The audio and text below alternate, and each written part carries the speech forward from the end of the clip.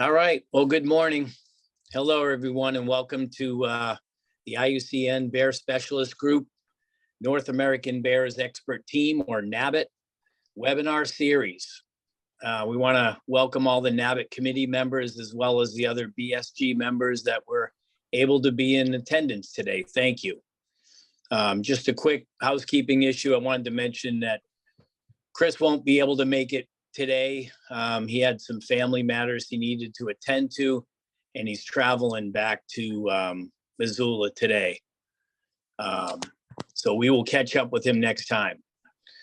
This is the first webinar for 2023. So I just wanted to take a minute and remind folks that the BSG is one of many expert groups within the IUCN Species Survival Commission who work together to achieve the mission or the vision of a just world that values and conserves the diversity of life on Earth. NABIT's goal within that vision is similar to the other 11 expert teams within the Bear Specialist Group, which is to promote the conservation of bears and their natural habitats across their distribution. And one way we're doing that is conducting these webinars and making them available to anyone in the world on the World Wide Web. Today's webinar will be posted to our website shortly after the presentation. So let's get started. Today's presentation is titled Pursuing Long-Term Coexistence Through BearSmart Initiatives and Population Connectivity Modeling by Lana Ciarniello and McLellan. Like always, we'll finish today's webinar within 1 hour to respect everybody's time. And don't forget, you can use the chat function to ask questions. We'll try to go first come, first serve on questions, which will be answered at the end of the presentation. With that said, welcome Lana and Michelle. Please take us to BC and help us learn about grizzly bears, habitat linkages, and being bear smart. Ladies.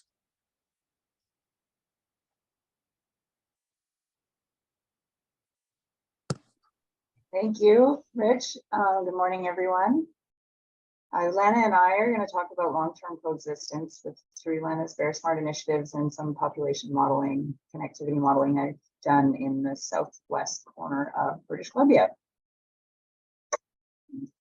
Just to change.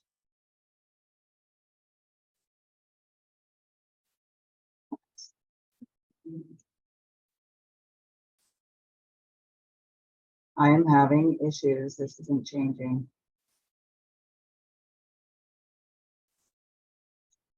Stand by, sorry.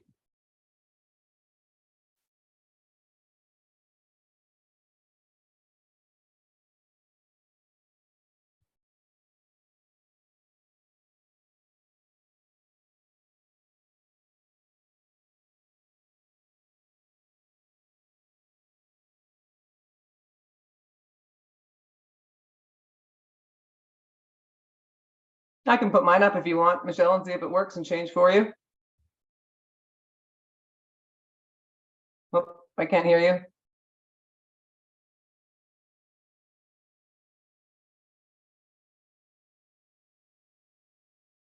Do you want me to try mine? Yeah, okay. She's nodding yes. She's nodding yes. Okay, I'm just going to whip up to her slides here. Can you guys see that? Yes. Yep. Okay, let's see if I can change. I can change. There you go. There we go. I can find my whole computer just froze. Sorry. We're back. Can't see. Yeah, I can't see the slides. So. Do you want me to stop There we sharing? go. No, I got it. That's good. So this is just an overview of the distribution of grizzly bears in British Columbia and which populations are threatened and endangered. And we're kind of focusing on the most western ones there, the bottom in red. So in that corner of BC, the bears are not doing super well, as we've talked about in previous presentations. You can skip, please. And so the objective of this is to look at coexistence at a couple scales. So long-term coexistence, as we know here, it requires population connectivity. And this will increase population resilience in the long term and then maintain the current range or grow where bears are currently below carrying capacity or where they could do with a bit more population growth. Like in these areas that we're focusing on, their populations are really low and not doing well. So maintaining long-term coexistence there requires some recovery work. And maintaining metapopulation function also, please. So, and then of course, this happens at broad population scales, and then also the local scale action towards coexistence is what happens at the finer scales to make the broad scale connectivity work. Skip. So this is kind of a zoomed in image here of Southwest BC, and there's the 5 population units as BC delineates them. And we can, the South Chilcotin, we can add Lana, click forward. So the most northerly 4, the South Chilcotin, Toba Butte, and Squamish-Lillooet are all increasing. So in general, the area for grizzly bears is, the grizzly bears in the area are doing well, but there are some definite population fractures between the Squamish-Lillooet grizzly bear or Garibaldi pit and then the South Chilcotin and Steinmetz-Latch. So there's been very few bears move across these areas, and there's genetic differentiation between the Stein and the South Chilcotin, and there are very few bears at all in the Garibaldi pit. And so our focus of connectivity here is to help reconnect these almost extirpated or very small and declining populations, like the Stein is declining, with the growing populations to the north. Skip. So these are the fractures as we know them now. So the purple one in the middle there, sorry, I can't use my mouse, so you'll have to, I'll try to be descriptive. That is the Pemberton Meadows, and it's not a complete fracture, but it is limiting bear movement across it. And there are lots of areas where bears and humans come into where coexistence is challenged. The populations themselves are connected, but there is limitation there and historic mortality. Skip, please. Oh yeah, there we go. So you can keep going through, Lana, all these. So this is just showing where there's free flowing genes and bears move across, and where it's a bit limited, these smaller arrows, and also to the north there. And the red X's are where there is little or no connectivity going. Yeah, 2 more. And then the purple is where there's limited function. So this area here in the yellow is where in the long term we would like to see increased movement and connectivity among populations. Yep.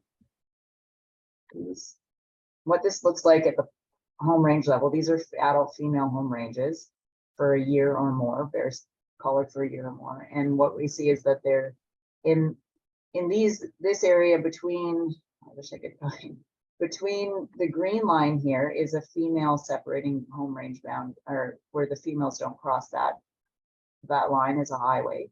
And then males will kind of use the area between the green and blue lines. But the females to the north, all these home ranges up to the north kind of come down to this lake and highway area along the blue line, and that represents that population boundary. And then although there's movement across the purple between those 2 population units, there are many home ranges that kind of butt up against it. So they just end near the Pemberton Meadows. And so a lot of females will go up to the edge of that area, but not really use it. And there's a few that are beginning, and their offspring that are beginning to use the area in between. Okay, next slide, please. Oh, that's the center that we're focusing on again. So the population, the causes of fragmentation here are mostly historic mortality, perpetuated a bit by current mortality, but historic persecution is definitely the root cause of what we're seeing now. And there's a bit of lost and degraded habitat changed into farmland or other things, but I think the primary reason is historic mortality. Next one, please. So for the connectivity, finding connectivity at that broad scale is similar to what Michael Proctor did in the Kootenays here, is we use the the circuit theory modeling. So basically to do that, you take GPS bear locations to create habitat selection models. And from that, you can identify where your core habitat areas and then look for the easiest or least cost pathway between these habitat areas. And then when considering resistance to connectivity, such as poor habitat, like challenging geography, big lakes, inlets, oceans, highways, Fraser River, and then human density. So all those factors add in as resistance to connectivity, and using those together, you find the ways that a bear is most likely to move between core habitat areas and across fractures. Next slide, please. So these are the bear locations we have for there. You see, so using those, I built RSFs. This will be fast. Let's see the next slide, please. These are selection functions, just logistic regression functions. And I made both spring resource selection functions, and so that was like early, like June, June to June, July bear locations.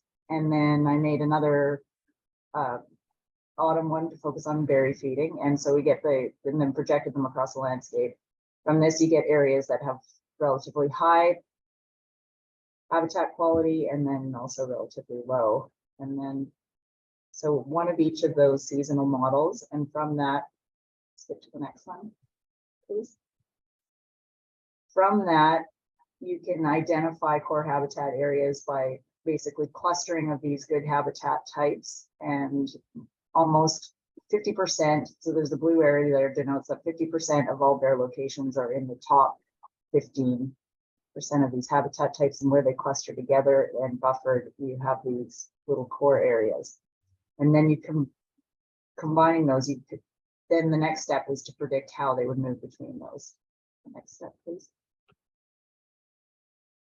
So the resistance to connectivity was the inverse of only the spring habitat, because we assume that most of the movements in these low elevation areas are in the spring, and that's when that habitat, naturally bears are moving around more, and also that's when that low elevation habitat would be used. And so I only use the spring, the inverse of the spring habitat model for connectivity. And so that makes the resistance higher where they're less likely to move. So in these rugged mountaintops or across rivers or across lakes in the Fraser River is our boundaries. And then also buffered human infrastructure. So where you have high density of buildings and where there are lots of people, that contributes to resistance, where bears are limited to moving through there. So then it will create the main factors that will cause connectivity will be these big lakes and where there's lots high density people. And it's assumed that the bears will kind of, to use the terms that they use in the circuit theories, they'll flow through different areas. Next one, please.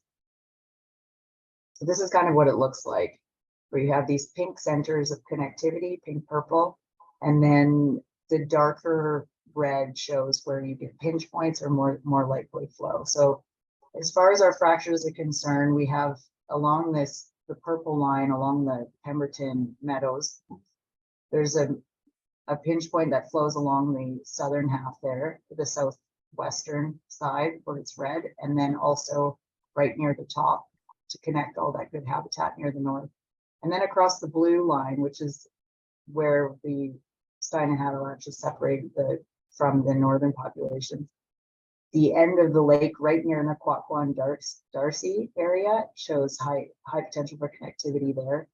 And that's basically because there's two patches of really good habitat on either side, and the other sides are very steep and rocky and cliffy, and then there's lots of housing and development right in the valley bottom. So understanding where these bears are most likely to move across and focusing our attention there is kind of how the two scales of coexistence exist, I think.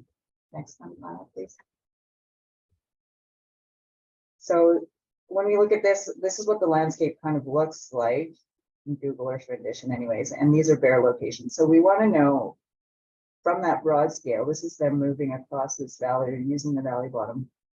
where are they going to go in this area and whether or not they'll survive. And so this is where the broad scale look at importance of long-term coexistence and connectivity merges with the smaller scale, more focused work at reducing mortality in this area. Your turn, Lana. Thank you for doing that. You bet. Okay, let's take this down a scale now. So Michelle's looking at this big area and these different GBPUs that are all threatened. And then Conservation Northwest, or the Coast of Cascades Recovery Initiative, comes to me and says, we want to focus in on this small meadows area that Michelle was talking about, the blue area she showed a number of times, Pemberton Meadows, and we want to move bears across here. Can you help us? So I went in and did what is called put in the British Columbia BearSmart program. And this is a proactive conservation initiative. So the whole point of BC's BearSmart program is that we are trying to get ahead of what's going to happen rather than reacting to what's already going on the landscape. You're always going to have to react, but we're trying to get ahead of those traps. It is a community-led initiative once it's up and running. So that means it's entirely voluntary on the part of the community. Is that great? Not really, but the government doesn't appear to step in a lot for these programs. So this is how it has to be and how it is throughout the province. These are community-led programs. It encourages efforts by the communities, businesses, and individuals, so people that have a vested stakeholder interest in that area to reduce human-bear conflicts. But it absolutely requires participation from your provincial governments, your municipalities, and your local citizens. So how did this program start? Well, Bruce is on here, so he's going to tell you it started back in a room in Revelstoke drinking whiskey with a bunch of the old crew, but I wasn't privy to any of that. I didn't come in until 1996 and to set up this program. So what happened is when I started is bear management tended to be very reactive in the province. So we were just shooting a lot of bears.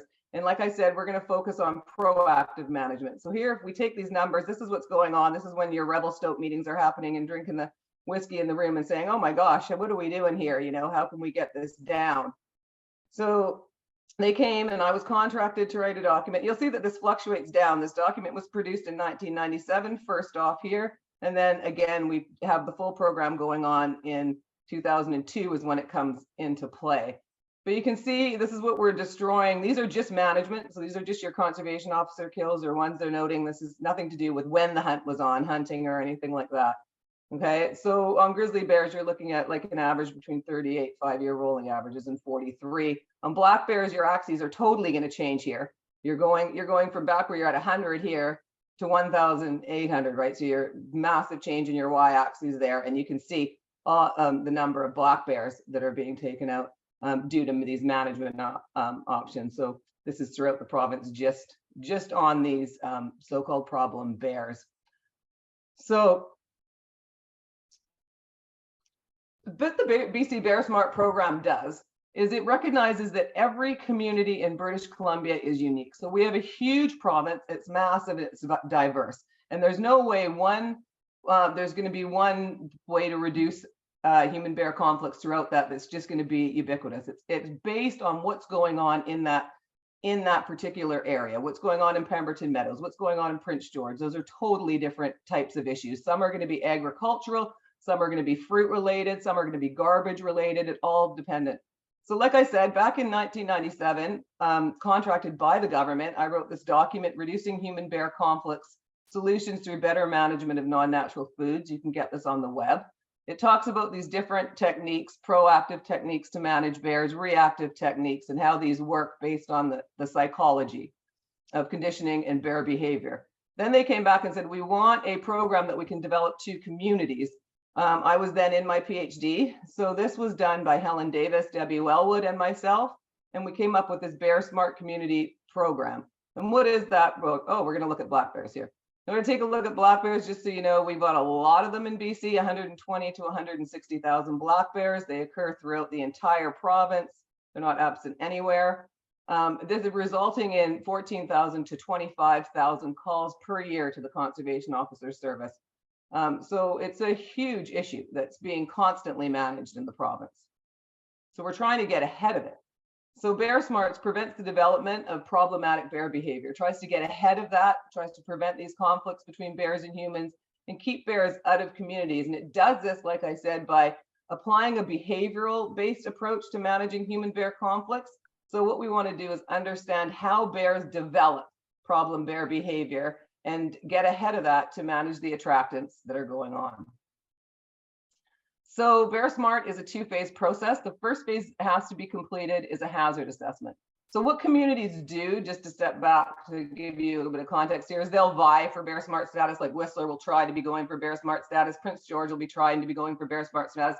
And it's who can complete these steps first in order to have the province accredit that area as BearSmart. So the first thing you have to do is a hazard assessment. And hazard assessments are problem analyses that are used to form a site-specific management plan for each area. So you do a hazard assessment. Based on that hazard assessment, you come up with a management plan. So you've got 6 steps to that you have to go through, a community has to go through to be accredited as BearSmart. You have to prepare this hazard assessment. You got to make a management plan based on that hazard assessment. You've got to revise all your decision-making documents to be consistent with that management plan. You have to implement a continuing education program on BearSmart education. Develop and maintain a bear-proof municipal solid waste system. Should be bear-resistant, because really we know nothing's bear-proof.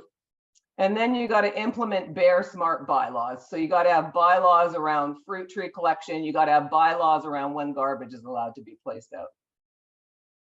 So this is a community-specific profile, and what a hazard assessment represents is not a hazard to people. It's not like where you're going to go out and get attacked by a bear or something like that. It's a hazard to the bear, because let's face it, really our management and these bear-human conflicts is about managing people.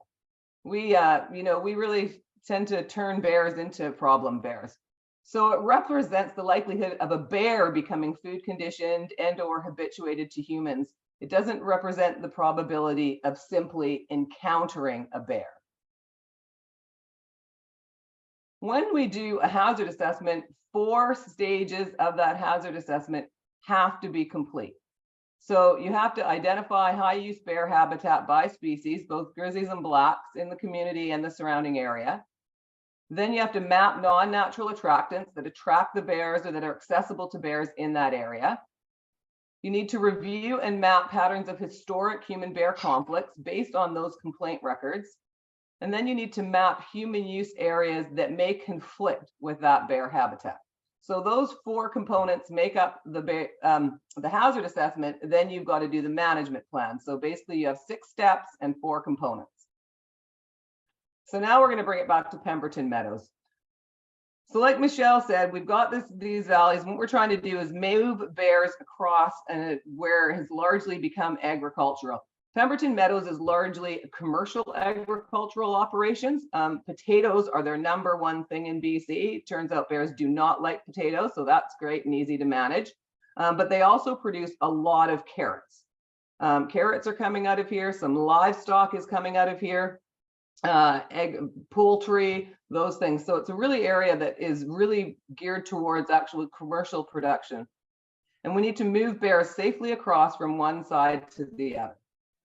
So first, like I said, we're bringing it down a scale. I went in on the ground to look at this high bear use habitat. So you can see you have this like Tenquel Mountain up on the side slope, and it comes down and follows down to a beautiful wetland area called Oxbow Lake. You're going to hear about this Oxbow Lake a few times. It's an actual conserved wetland area, but the conservation area around it is very small. It's just sort of right around that lake area. It doesn't include the larger landscape at all. But you've got high quality habitat from up here and your glacier lilies coming all the way down to your Oxbow Lake. So here you are, Tenquel Mountain is here. You come down the slope, you have Oxbow Lake here. We're going to talk about a little corridor design here and a little corridor design here, the yellow line and the green line. This is your Grizzly Bear Population unit that is separating these 2 threatened units. So bears must be able to move through here without becoming trapped. But as we move down, we can see we have apiaries for honey production. We have a cranberry farm. And we have fruit trees. There is no garbage in Pemberton Meadows. The residents seem to really know about and manage garbage, so this isn't something that's going to come in at all to this area. So now I need to review and map patterns of historic human-bear conflicts based on these calls. So I got the calls from the Conservation Officer Service, and then what I do is I remove as many repeat entries as I think can be repeat, and that only left me with 46 reports over these 14 years. But what we can see when we throw them on the map is that they're really spatially separated. You got your black bears down in the lower meadow, you got a big gap in the middle, more black bears, and you don't have your grizzly bears until you get into this upper meadow area. That's where all the grizzly bear calls are coming in. So you have this spatial separation. Now, these are very, very few, and it's hard for me to get a picture of what's going on in this area just based on these conservation officer records. So what I did is I developed a survey. It was quite a lengthy survey. There were 26 questions, and I went to these farmlands, every single farmland in there except one household where the occupant was not well at the time. And I surveyed the people in the household. It's just one survey per household. That came to 16 farmlands. These are quite large acreages that are occurring in the Pemberton Meadows area. So here's an example of a question. What type of species are using your land? So you'll see everybody's got black bears on their land. Coyotes are the next, and grizzly bears actually rank third. And I'm focusing mainly just on the mid to upper meadows here area. So I'm just trying to get a better idea of what's going on and when bears are using these farmlands. So then I asked them, well, when are they using them and how are they using them? So do you have high use of them? Are they never using? So you can see that most people, they say there's just low use. They're just passing through, okay? Or there's no use. What's interesting is if I was to put these out spatially, is you can see that this low use are the lower ranches where bears we're going to talk about later on are just moving up this camelback corridor. Okay, and then they start to stick around more in the upper property levels where you get more high use, the 6%. Asking them when are they coming in? Well, they're mainly coming in the fall, but they're also in the spring. Okay, they don't have them; they're not being reported at all in the summer months when we're on our berries, which are better up higher. So I'm asking them, well, what is attracting them? What are they doing when they come through? So your ones that are just walking through, they're saying, well, there's no attractants. We're just seeing them and they're walking back around these back corridor areas. And then we've got carrots, which are a commercial production operation in there. Gardens are another one. And then we had some calf feeding. Here's a grizzly bear in Mowich Creek on a cow carcass. So I'm trying to get an idea of what's going on. Interestingly, beehives didn't rank, but they actually are in there. So we're going to get back to this population connectivity. So based on this, Michelle was still doing her work, but graciously allowed me access to look at the data. So I was looking at Michelle McLellan's data, Bruce McLellan, Steve Rochetta, and Clayton Apps. And taking that data, I came up with two corridor designs. One I'm going to call Oxbow Lake Corridor, and it's going to run the bears from north to south. And the other one is going to be a southwest linkage that I called the Camelback Corridor because the main ridge is called Camelback Ridge. So if we look at this, we had Tenquel Mountain up here somewhere, and then we're coming down these drainages and coming in. You can see this Oxbow Lake area and the use of this area by a bear here. This is the little wetland area that's actually conserved as a wetland area, and they have a little wetland conservation that goes around through here. So capitalizing on that design and moving the bears through here is what we're trying to do. Comes through what's called the salmon slough. This is why this is conserved, because it hooks this Oxbow Lake area up to the salmon slough, which is salmonoid habitat. And then it comes through the edge of this property is what I'm trying to do, move them across the Pemberton Meadow Road and link them up to a corridor that runs here called the Camelback Corridor. Okay, so this is the basic design we're looking at. These are properties. So there's a ranch land here, another ranch land here. These are all property boundaries. This is a very large hops farm that produces hops for beer. So this is what it looks like on the ground here. You're going to come down from this Tenquel Mountain and you're going to come through Oxbow Lake and then come through the Salmon Slough and try to move right across to hook up with the other corridor. And like I said, what we're doing is capitalizing on already areas that are already management areas. So this is a small wetland management area, trying to move them through these management areas. So we recommended a series of property purchases to go on in here. Should these properties come up, they were considered the high properties to purchase here. And this is because the bears come down here, they kind of stage in these areas here before where they're using it around and when they try to go through and move through here. So we recommended that if these properties come up, that these properties be looked at for purchase. So this is the Camelback corridor we're going to talk about coming up here, and we had actually had a property purchase down here. Michelle?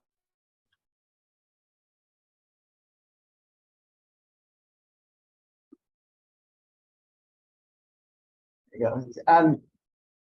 This is just where the model predicted. So what you see, the dark blue is where you'd most likely see flow. But this, to keep this in mind, this is not based on where habitat is greatest. It's based on if bears are moving from these really good habitat patches up in the mountains on either side, which are not part of this, but this is the way that they most likely go through. So it's a combination of where the core areas are and where there's the least resistance to movement through by habitat quality and also human development buildings. It's basically just to show what that broad scale connectivity modeling looks like in this finer scale application area. So what's really neat about this is that when Michelle and I came together, what I saw on the ground and was kind of looking at for the design was what the model ended up predicting in a lot of ways. So combining these two and taking it to this, so her doing this larger scale modeling has this smaller scale conservation application right at that land-based use, even though the modeling itself was done on this much larger landscape. So that's kind of really neat for an applied management perspective.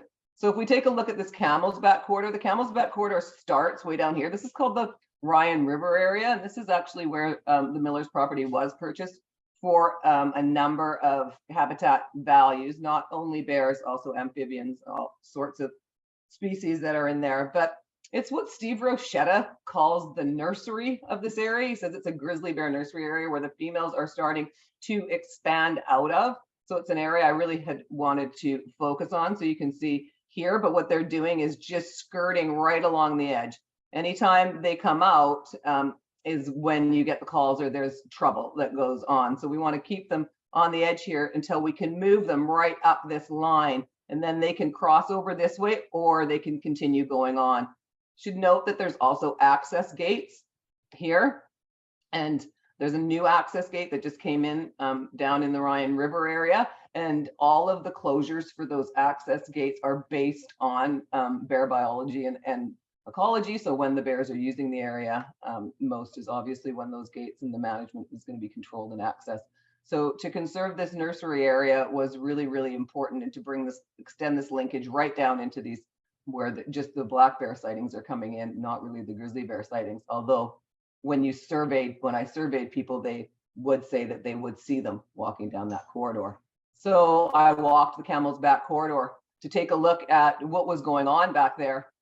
Super interesting. It turns out when I look back in the history, this was an old ski trail at one point. It's completely grown over now. You can't ski it.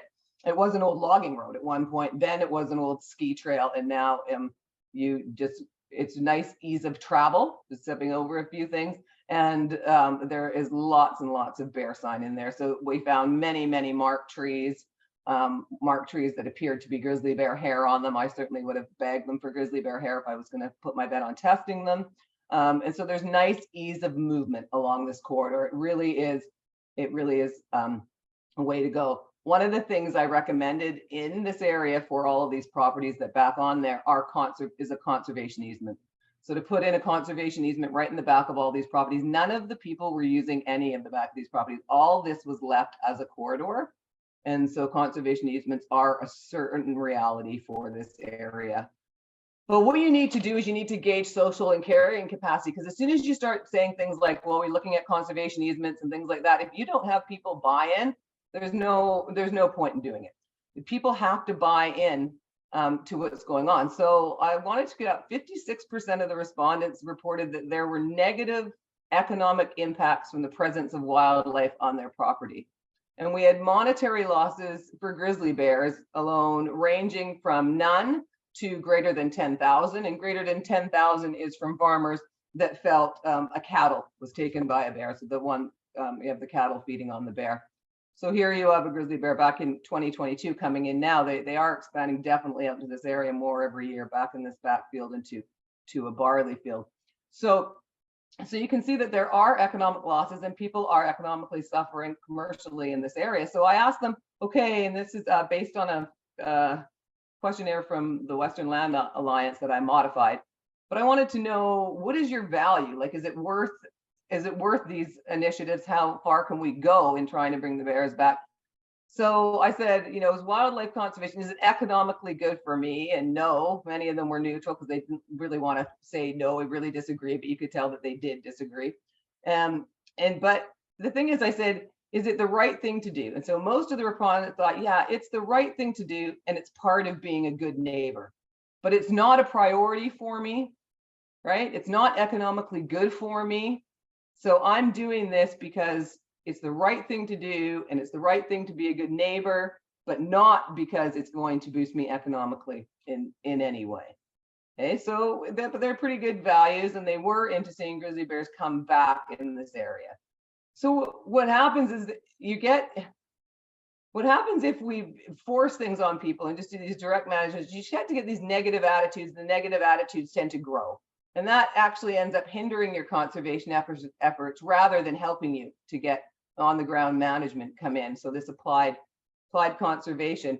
But you can see here, this is right beside, this is in 2021. We actually have a female with 2 cubs of the year come in. This is right beside the hops farm coming in through the Oxbow Lake area. She was seen at Oxbow Lake with these 2 cubs. Then she came over, she was photographed at the hops farm. So she's using that same corridor, just getting kind of drawn in over here to the farm area. So we want to keep these efforts high, the effort for conservation high among the residents. So we want to step in, because you can see, like Michelle was saying back, that this is a direct mortality.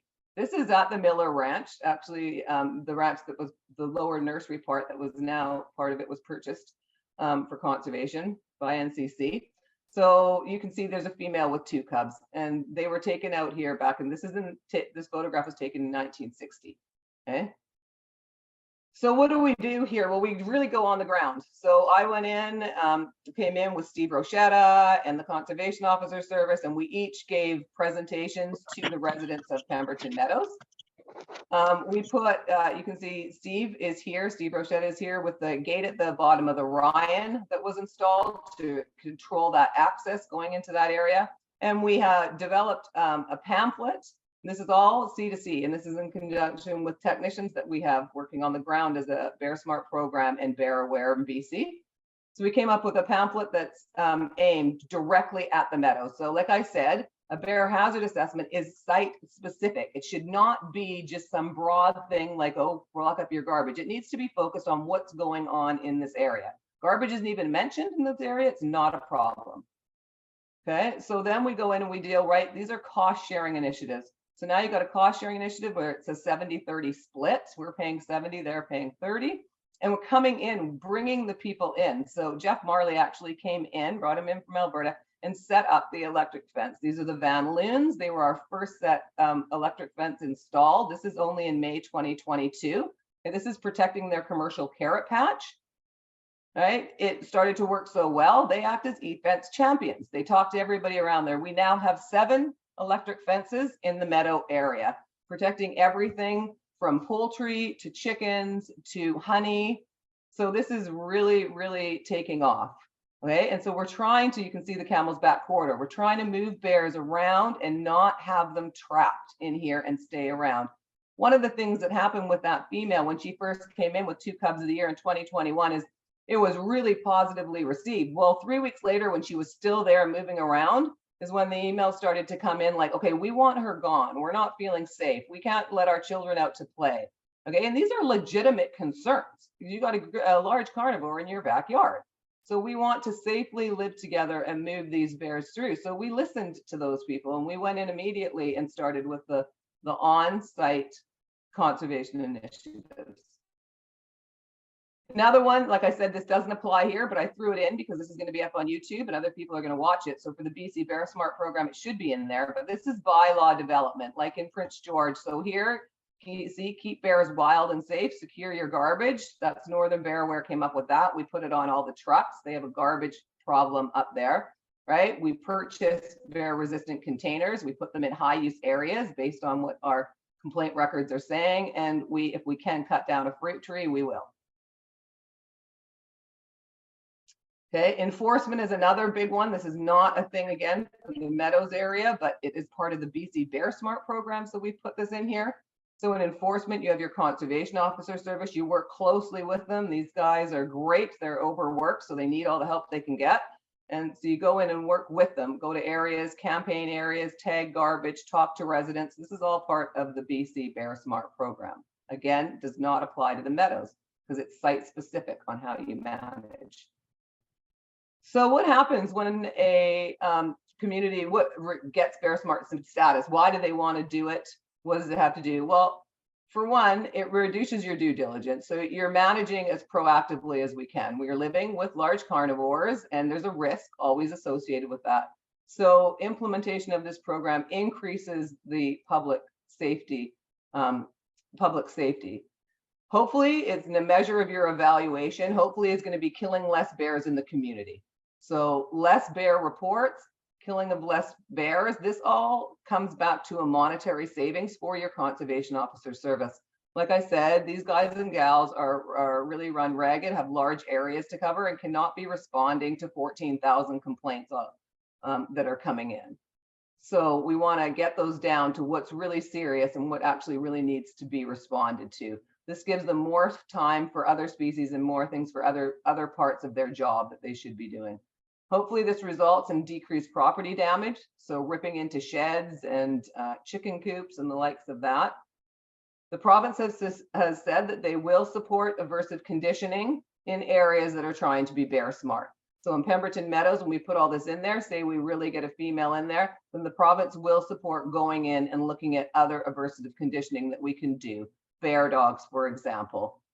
Rubber bullets, for example, those types of things, aversive conditioning that takes it up that next notch to now applying something really negative that the bear is feeling rather than just not allowing them to get into it.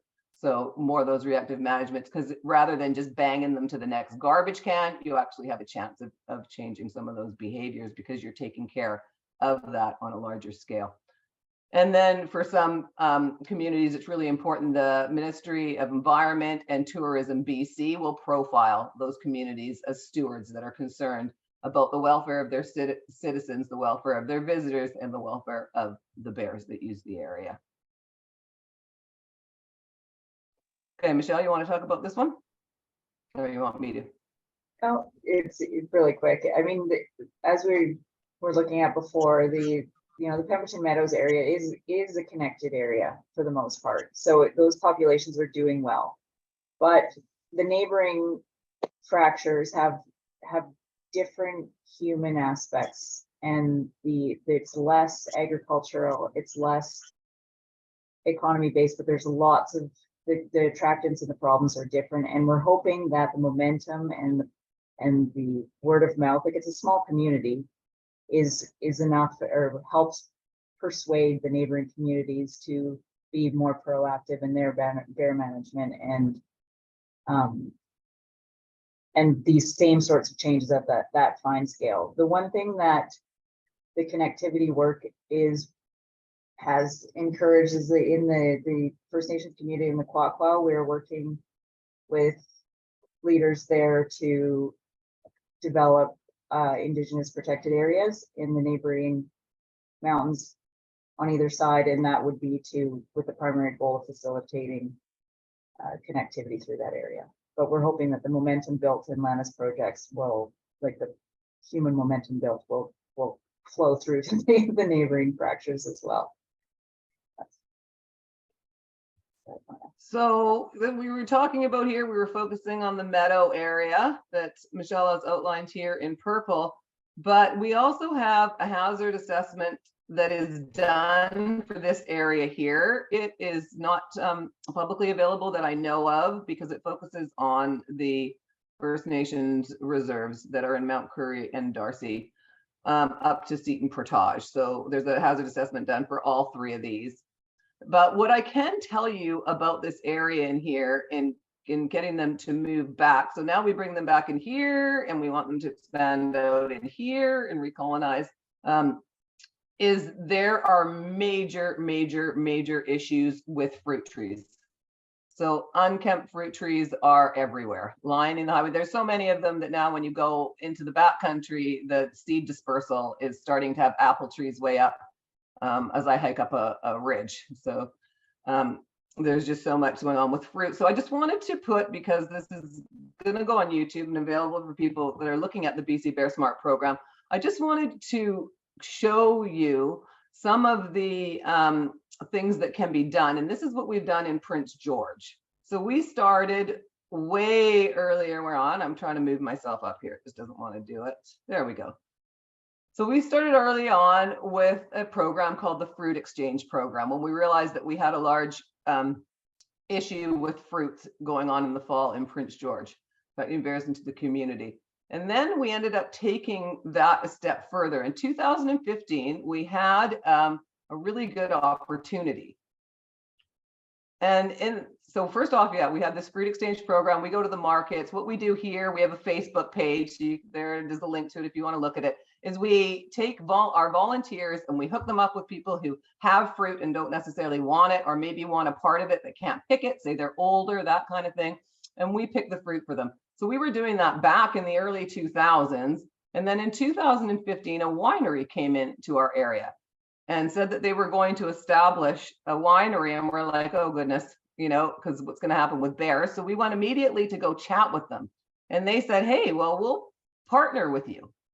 So we're going to produce a wine, and it's going to be based on an apple wine from the wine in the apples in the community. You guys bring us the apples, we'll pay you for them, and we'll produce this wine. So here's the wine. It's available in all our stores throughout the thing. It has our logo on it. This year they gave to the year I'm picturing here, they gave to the SPCA. So I actually walked in last year to my Campbell River Save on Foods, and there was a whole display behind it. It was really quite something to see. So buy a bottle, save a bear. And they had the bear there and all the wine out. Unpicked fruit trees, the second largest attractant in the province. So they have all this. So you can see here's how many pounds of apples. We started in 2015. I can give you the 2022 numbers are very similar to 2021. But we've removed basically 96,000 pounds of apples. And they've given us in return $33,000 to run our programs. So like I said, we're all volunteer, and this is how we get the money to bring the trucks around and buy the signs, buy the garbage cans. So this is an excellent partnership. If any of you listening have something like this that you can implement, I highly recommend you do. It's wonderful. Okay, this is also going on throughout the world. So I went to Bolivia. Jaime gave me a bottle of the wine they had. See, I drank it and then brought the bottle home. And it's going on honey. So, or if you went to the market in Slovenia, they had all the berries products. So this is really, it's going on globally. I also wanted to say that the BearSmart program is catching on. It is a fantastic program. I'm happy to discuss anybody further with it. But here, the people from Italy and Greece came and viewed the Pemberton Meadows. So they came to Whistler. They went through Whistler, which is a BearSmart community. It's been designated BearSmart status to look at what they're doing to get that status. And then they went down to Pemberton Meadows to look on the ground at Michelle's work and my work, Bruce's work, everybody's work that's put this hard work into these populations. So they came and did that. So it is really catching on how to do the management. So there are a number of people that are involved in funding this work, and we really want to thank them. A number of people that gave their data. Thank you very much. And I think now we'll take any questions. Oh, perfect timing.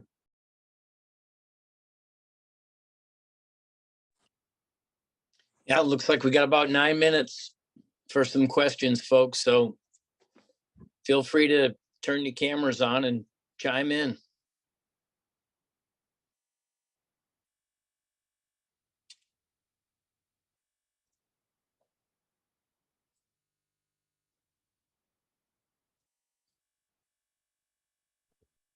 You know, Lana, I'll start out, Lana Michelle, in where I worked in another part of BC, I always figured that the width of these corridors was the width of a bear's ability to smell an attractant. So you had drawn these sort of narrow corridors, but you probably manage in a wider arena just because a bear gets lured over to some wonderful smell. Is that, how do you so your programs are wider than those linear corridors? Yes. The Camel's Back corridor is a fairly wide corridor, but bears can smell for miles. So I don't think you're ever going to make a corridor that's wide enough for that. But what we're doing for the Oxbow Lake, no, you don't have much more to capitalize on than a smaller corridor because it is set around the salmon slough already. So that's why those property purchases are focused, Mike, around that corridor, is to give that extra breadth of room for the bears in there. So that's exactly why those property purchases are set up on where they are. It's to give that larger area and to allow that buffer area, because you saw, like I said, that female did get sucked out of the corridor to the Hops farm. So we're fully aware of that. But we're working with people like the Hops farm to make sure everything on their place is electric fence. Those are our first targeting areas, are around where those corridors are, to allow for those buffers to grow. So yeah, it's fully recognized, but you've got to work within where property boundaries are on the landscape. So.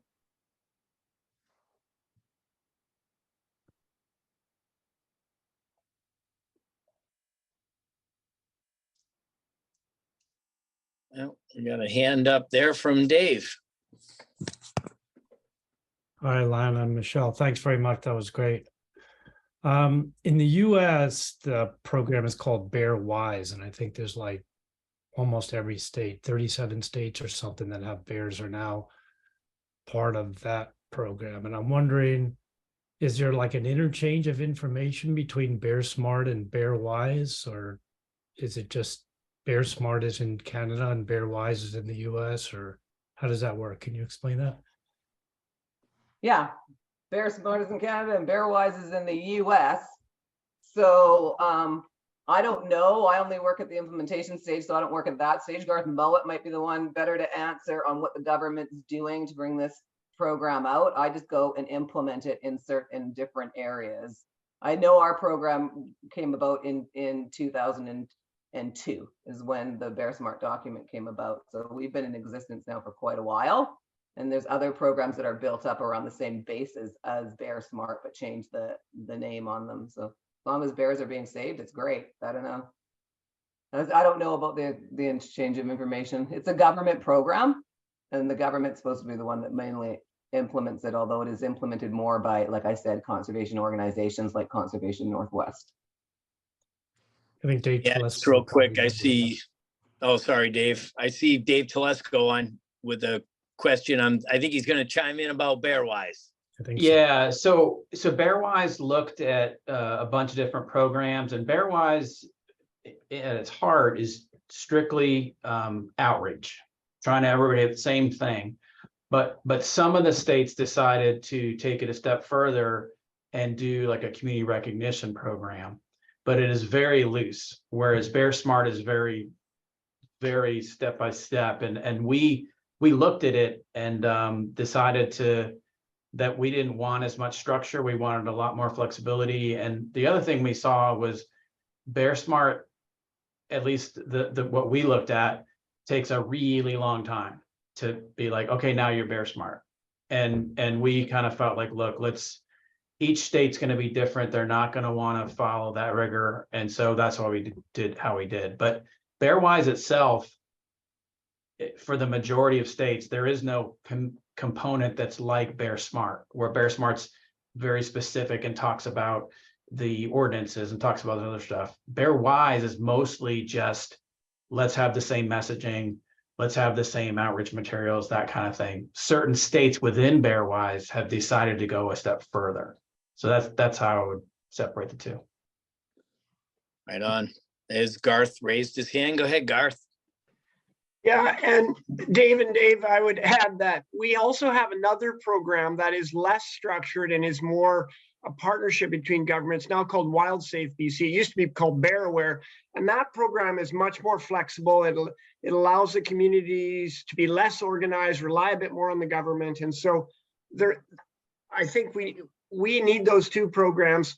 What Lana was talking about, the BearSmart program that is very structured, and really we've only had less than 10 communities achieve that status in 20 years, really. So as Dave said, it's not an easy thing to achieve. Some communities probably could never do it. So, but there is an alternative, and the alternative program that we have is a mixture of education and action. Thanks, Garth. Cecily, go ahead. I just wanted to say that there has been some effort to try to get the BearSmart program specifically implemented here in the lower 48 where there's grizzly bears. And we were hoping to get recognition through the IGBC, which is the Interagency Grizzly Bear Committee.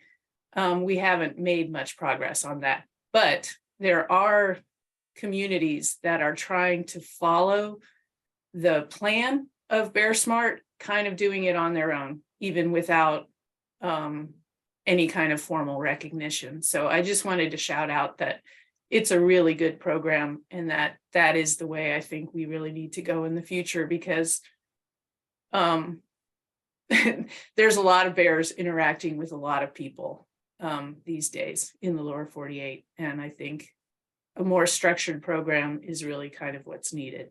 So, but I did want to ask a question. You mentioned that there's a downside to the program being kind of run by communities, and I just wanted to ask you to kind of expand on that. What have you seen that's a downside of it being community run? Yeah, so well, an excellent example of this. So one thing is funding. So we don't get a lot of funding or a lot of funding support. So everything comes through volunteer effort. So everybody's, it's just a number of volunteers to coordinate, particularly things like the fruit exchange program, where you have a number of trees spread out all over the community. You've got people going, picking fruit, picking out the best of that fruit, going to the winery, the lesser fruit going to livestock productions in different places. So you're just having to rely completely on volunteers to do stuff. So like I'll write a lot of grants. I am the volunteer biologist for Northern Bear Awareness, and I'll write grants. They'll write grants, the other people that are the board members of that, to try to get money to get a student in to coordinate all this for us. So it's just that having to do all that, it's a lot of time in that effort. The second thing is, in relation to, we'll discuss Prince George here. We've been trying for a couple decades to get BearSmart status, like you said. And I think that's great personally, to spend decades trying to work towards this status or try and have something high to achieve, because we're always doing something. We're not giving up on what's going on that smaller scale of, we're still doing that. We're just trying to get this full program in, but it's getting the city on board to enforce those bylaws. So we got bylaws in. That was Northern Bear Awareness. We always developed them, worked with the city, got them in, but we're having a heck of a time getting the city to enforce them, and even give that enforcement tower to the conservation officer service. So it's falling down there at that level. So that's where I see like it's really important to have the government buy-in, because they have to be with you and saying, okay, we're going to send our bylaw officers out there, because we can't do that. We're just a volunteer group. We can't issue fines. We can't tell people, you're wrong. We can go to door and try to get that compliance, but we can't do that enforcement. And like, the paper I've got, education is not a panacea to reduce human bear conflicts. It's not. You have to have enforcement paired with education in order to really start to become bear resistant and BearSmart. Right on. Well, we're at the top of the hour. So perfect timing. Michelle and Lana, thank you very much. Folks can stay on if they want. I'm going to go ahead and end the webinar now. So we will see you on the next one, but appreciate you putting this together. It was great.